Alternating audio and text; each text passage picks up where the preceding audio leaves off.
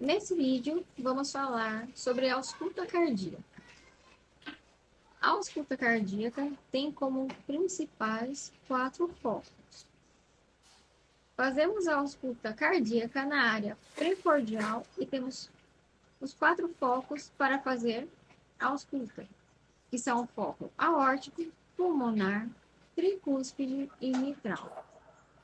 Para identificar os focos da ausculta cardíaca, contamos os espaços intercostais. Foco aórtico se identifica no segundo espaço intercostal para external direito. O foco aórtico é o único que se ausculta do lado direito do tórax.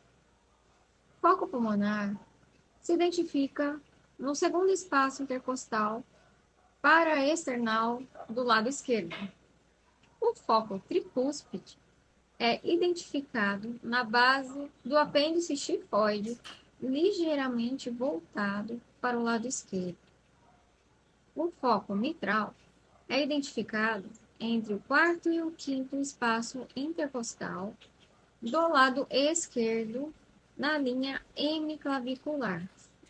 E para a contagem dos espaços intercostais, podemos palpar toda a extensão do externo, em sua proximidade distal.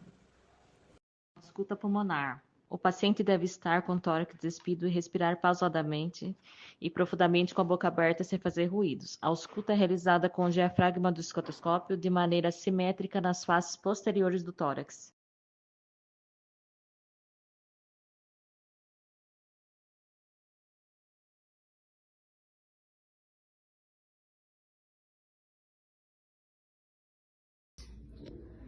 Agora eu vou falar um pouquinho para vocês sobre a ausculta cardíaca.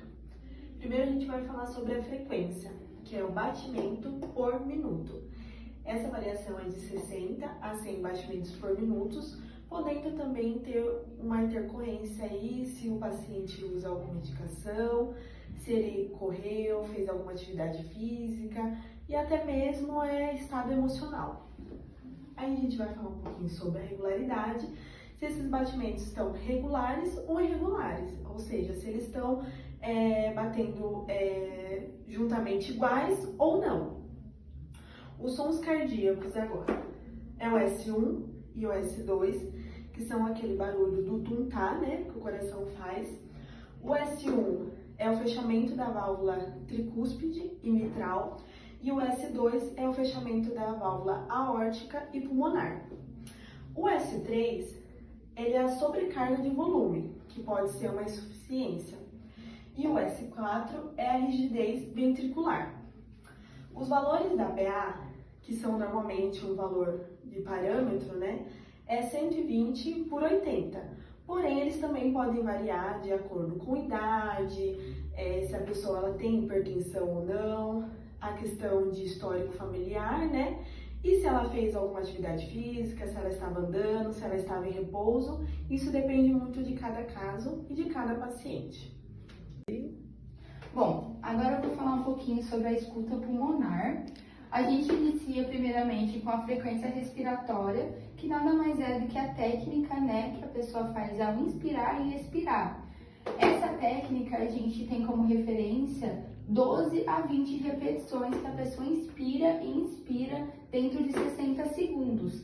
Claro que isso a gente tem como parâmetro num adulto em repouso, que não fez atividade física, que não veio caminhando até a unidade, ou que veio caminhando, mas teve seus 10 minutos de repouso ali antes de fazer a medição. Então, tudo isso é muito importante perguntar e avaliar durante a conversa com o paciente. Bom, depois a gente tem a expansão torácica, que nada mais é que a hora que a pessoa inspira, né, que tem a expansão torácica. A gente tem simetria, que quando os dois lados do tórax estão simétricos, e tem a assimetria, que daí pode indicar ar ou líquido nos pulmões, e até mesmo fraturas na costela, que é quando um lado está desregulado do que o outro. Podendo indicar também, em casos mais graves, a atelectasia, que nada mais é que o colapso pulmonar. Então, nesse caso, tem que estar bastante atento para ver se não pode ser um caso de colapso pulmonar. A gente também tem os sons. O som normal numa ausculta pulmonar vai ser o murmúrio vesicular, que é o som de ar entrando e saindo mesmo, um som limpo, que é claro, você consegue entender. Anormais, você vai perceber roncos, que são roncos graves, de como ronco de quando a pessoa dorme mesmo. Os sibilos, que são sons agudos, como se fossem apitos. Também tem os estertores, que são crepitações que é bastante parecido como se fosse atrito no cabelo. Quando você pega assim, você escuta bem pertinho do ouvido, você consegue escutar. É basicamente esse som. Tem os estritores, que são como se fossem pequenas bolhas estourando embaixo da água. E o atrito pleural é muito parecido com o ronco, porém é um barulho que você percebe que é um ronco com atrito, por conta da inflamação da pleura.